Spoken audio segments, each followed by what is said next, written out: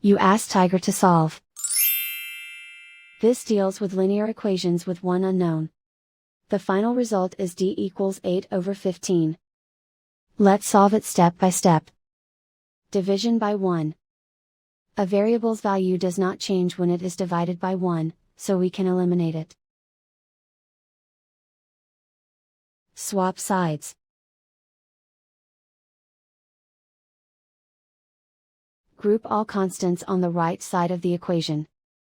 Add 2 to both sides. Simplify the arithmetic. Convert the integer into a fraction. Combine the fractions. Combine the numerators. Isolate the d. Divide both sides by 5. Simplify the fraction. Simplify the arithmetic.